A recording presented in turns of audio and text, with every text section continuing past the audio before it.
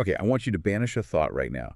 The idea that, advanced AI automation is only for Silicon Valley giants or these massive multinational corporations. Right. If you're running a small or medium-sized enterprise, an SME, you might be thinking this is all just. It's too expensive, too complex, or just, frankly, overkill. And if you're thinking that, you are missing out on some huge efficiency gains that are, they're available right now. We're actually tackling that specific misconception today. We are. Our source material is designed for exactly this audience. It's a really comprehensive guide based on the top 20 FAQs for AI automation, and it's tailored for SMEs in digital forward markets like Singapore. And our mission for this deep dive is, well, it's pretty simple. To distill the absolute critical starting points, the common operational pitfalls, and the necessary compliance guardrails you need. To get it right. To get it right, we're cutting through the noise and giving you the shortcut. We've organized this around 4 key pillars: strategy, operations, compliance, and growth, because really, you need all 4. Okay. So let's unpack this, starting right at the foundation, the strategy. I think the first thing, the essential starting point, is a vocabulary check. The first strategic error a lot of SMEs make is confusing digitalization with true AI automation. They're not the same thing at all, but people treat them as if they are. They sound similar, but they operate at totally different levels. Yeah. So if you're just moving your dusty old ledger into an Excel sheet or scanning paper receipts into a shared drive, That's digitalization. that's digitalization, and that's fantastic progress, don't get me wrong, but that's kind of where the thinking stops. Exactly. AI automation is what turns that digital data into a competitive advantage. It's about making that data think and then act. Okay, so it's the difference between having that Excel sheet full of sales history and having an AI analyze the sheet, see seasonal patterns, and then proactively predict next month's sales. Proactively predict it with a 90% confidence interval. Yeah. It turns these static records into strategic insights you can actually use. Okay, so once we know what we're aiming for, the next huge hurdle for any SME is, Yeah. it's got to be resources. I definitely can't afford to hire a dedicated AI department with data scientists who charge 6-figure salaries. How do smaller businesses even approach this? The guidance here is pretty firm. You don't need a department. You need a cultural shift, and you need a structure to support it. The recommended approach is something called a center of excellence, or a COE. Oh, Cody. And the genius of the COE model isn't just saving money. It's about recognizing that AI adoption is an evolution of current roles, not some revolution that demands you go out and hire a ton of new people. So we're leveling up the people we already have. You mean cross-training existing IT staff or maybe some high-performing operations people to manage the new tools? Exactly that. You avoid the massive expense, not to mention the recruiting headache, of finding specialized data scientists by just investing in the staff you already know and trust. It minimizes culture shock, maximizes internal knowledge. It's just a much more pragmatic solution. That makes a ton of sense. So now I have limited resources. I have 1,000 processes. How do I actually decide what to automate first? I can't do everything at once. No, you'll fail if you try. You apply the 3 R's test. You need to hunt for tasks that are 1, repetitive, 2, rule-based, and 3, resource-heavy. Those are your high-value targets. Give me a concrete metric, though. What counts as resource-heavy? The specific threshold they recommend is really actionable. If a staff member spends more than 2 hours a day on a task that follows a set logical sequence. Like preparing weekly reports or reconciling expense claims. Perfect examples. That is your prime candidate for immediate AI intervention. 2 hours a day on drudge work. Okay, that's where the efficiency is hiding. But what if I have a manager who says, look, my staff spends 90 minutes a day on 10 different small, rule-based tasks. Do we still go after those? That's a great question about scooping. And while those smaller tasks are candidates, the strategic advice is to start with the single largest block of resource-heavy time first. How is that? Because a single 2-hour process is just easier to model, test, and measure success for. Start big, prove the concept works, then you can apply what you learn to those smaller task blocks. Great prioritization. So once I've got the task, we hit the classic buy versus build dilemma. Okay. Should I hire a developer to build something custom? For, I would say, 90% of SMEs, the analysis is very clear. You should be buying. You buy it off the shelf. Yes. Custom building AI models is incredibly expensive, requires complex infrastructure and, constant maintenance. You should be focused on leveraging existing software as a service SaaS platforms. Things for HR, CRM, accounting that already have integrated industry-tested AI features built right in. So we buy the capability. How do we prove this whole strategy actually worked? If we're not seeing a sudden massive jump in revenue tomorrow, how do we measure success? You have to shift your focus, move away from broad, long-term revenue goals to tangible internal efficiency metrics. Success should be measured by time saved or error reduction. We aren't just saving money, we're reclaiming people's time. Give me the perfect example of that kind of metric. The gold standard metric would be something like, we reduced invoice processing time from an average of 10 minutes down to just 30 seconds. Wow. That is a clear, immediate, measurable KPI.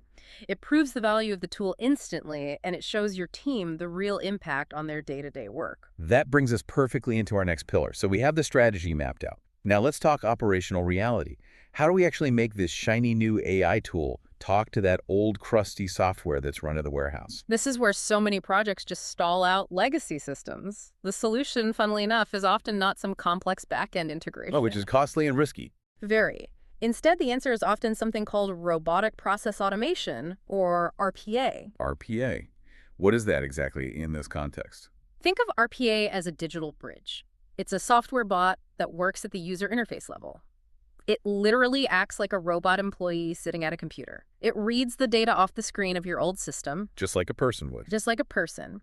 It reads a customer order number, and then it inputs it into the new AI tool through the same screens a human would use. So it's basically a really sophisticated, perfect workaround. Right. How much does that robot employee cost compared to a proper API integration? Is it stable? It's significantly cheaper than a full API overhaul. For many SMEs, it's the only option that makes sense. Now, stability is the trade-off. It can break if you change the visual layout of your old system, but it solves the immediate problem without a massive investment. Okay, now for the human side of things. Yeah. We've said staff don't need to be data scientists, but what skills do they need? Does everyone suddenly need to learn to code?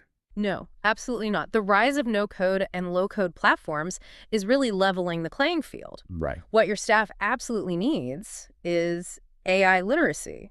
That means understanding what the tool can do, how to prompt it with clear instructions, and critically, how to verify the results. That verification step feels so crucial. If we were to pinpoint the single biggest practical hurdle for SMEs, the one thing that just kills projects before they even start, what would it be? Across the board, the #1 barrier is data quality. Wow. AI is garbage in, garbage out. It needs clean, organized, structured data. And many SMEs start on this path only to realize their digital files are a complete mess. Data is inconsistent, it's duplicated, it's stored across 5 different systems that don't talk to each other. So before you even write the first check for the AI software, you have to commit to some serious digital spring cleaning. Yes, and it often involves significant effort. Sometimes months of consolidation and cleaning is a frustrating step, but it is non-negotiable. You have to do the data cleanup before you automate. Right. Otherwise, you're just automating bad processes faster. Exactly. Now, moving from process to interaction, we should probably clarify a term that confuses a lot of people: agents versus chatbots. Okay. We see chatbots everywhere, answering simple questions. But you're saying high-value automation uses AI agents. What's the difference? A standard chatbot is passive. It just answers questions from its training data. It's basically a very smart FAQ reader. An AI agent, on the other hand, is active. It can perform actions by integrating with your other systems. Can you give me a real-world example of that active capability? The perfect one is customer fulfillment. An agent can read this customer email, check the stock level in our ERP system, automatically calculate a shipping date, and then draft a reply to the customer with all that info. Whoa, so it's an active multi-step process executor that saves a person, what, 5 different clicks and lookups? At least, and if we connect that capability back to the real world, specifically the tight labor market, we can see the direct impact. You mean how this addresses the labor crunch? It directly addresses it.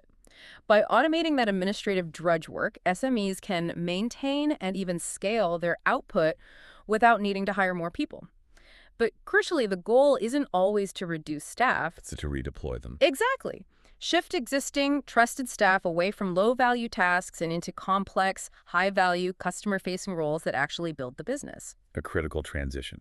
Okay, shifting gears now, let's talk guardrails, compliance, ethics, and trust. When an SME starts using AI with customer data, the first worry, especially in a place like Singapore, is the PDPA, the Personal Data Protection Act.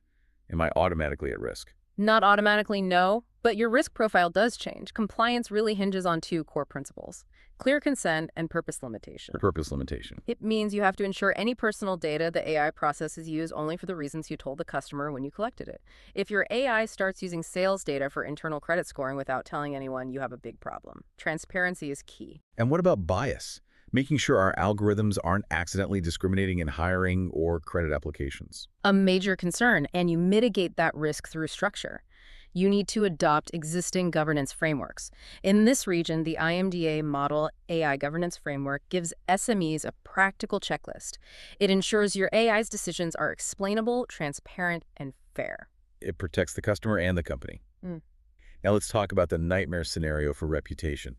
AI hallucinations. The AI confidently stating something that's completely false. That is an immediate catastrophic risk. The definitive solution here is a rigorous human-in-the-loop policy, HITL. Human in the loop. No output, no drafted email, no summary that informs a critical decision should ever bypass a human. The human has to be the final firewall. Speaking of security, I see people using free versions of ChatGPT to summarize internal meetings. Is it safe to just paste proprietary company data into those public tools? We have to issue a critical warning here. No. Free, public versions of these models cannot guarantee your data is isolated or encrypted. That's a huge liability. It is. This is where SMEs must use enterprise-grade AI solutions platforms like Azure OpenAI, Google Vertex, things like that. And why is that enterprise-grade guarantee worth the money? It guarantees two critical things. First, your data is encrypted. And second, most importantly, your proprietary data will not be used to train their public model.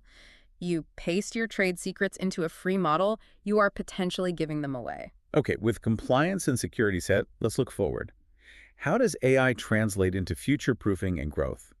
Because technology moves so fast, let's talk about cost auditing. Yes, I'm glad you brought this up. This is a big source of hidden cost. I hadn't even thought about it. You buy a CRM, it adds AI features, then you buy a separate AI tool, and suddenly you're paying twice for the same thing. Exactly. All the major providers, Microsoft, HubSpot, Xero, are adding AI surcharges or rolling AI into higher subscription tiers. You have to audit your software stack, I'd say at least biannually, to see if you're paying for overlapping features. And pivot to growth. How does AI help a local SME here suddenly reach international markets? The language barriers seem huge. AI just smashes those barriers. It dramatically accelerates market entry. Before, launching in a market like Indonesia or Vietnam meant expensive translation agencies, long delays. Right. Now, AI tools offer near-instant, culturally nuanced translation. They can generate localized marketing content blog posts, ad copy that feels native to the audience. It reduces time to market from months to weeks. That is a massive shift. Now let's circle back to that safety mechanism, the human-in-the-loop model, because you said it's the gold standard for risk management. How do we define that division of labor? The HITL framework defines the ideal split as 90-10. The AI does 90% of the work, the heavy lifting, the initial drafting, the data filtering. The human performs the final 10%, which is that critical review, the ethical check, and the final sign-off. Speed without sacrificing oversight. That's the balance. And since the tech moves so fast, we also recommend a biannual review of your tech stack. Every 6 months, you need to check if a newer, better, cheaper model has come out that can replace what you're using. And finally, let's end this section on an unexpected benefit that connects internal efficiency to external demands. ESG reporting. Environmental, social, and governance. Yes. This is fascinating because the automation you set up to save time internally suddenly helps you meet these huge external compliance demands. Because bigger corporate clients are now demanding ESG reports from their suppliers, right? Yeah. And collecting that data is a nightmare. It's notoriously manual and painful. You need electricity consumption, waste generation, supply chain data. AI can automate the aggregation and analysis of all of that, turning what was a massive administrative burden into a deliverable that can actually win you bigger contracts. Okay, so what does this all mean for you, the listener, right now? We've covered a ton of ground here, a clear pathway to practical AI adoption. 3 immediate action items you should walk away with are clear. 1, define your wool-right chest. 3 R's repetitive, rule-based, resource-heavy, and pick one big task to automate first. 2, prioritize data cleanup immediately. And 3, institute a human-in-the-loop policy to manage your risk. The journey really does start with pain points. We noted that the biggest internal problem is that administrative drudge work, right? And we ended on this high-value external opportunity with ESG reporting. And the connection there is profound. If AI successfully solves that internal drag on your resources, it frees up your most skilled people. That time can then be immediately shifted to those complex, high-value demands, like generating the ESG reports that open the door to bigger clients. So the internal efficiency you gain directly translates into external opportunity. It does. One feeds the other. So we invite you to consider, which of your current resource-heavy tasks will you subject to the 3 Rs test first? The future competitive efficiency of your business really depends on making that first strategic choice. Until the next deep dive, keep learning.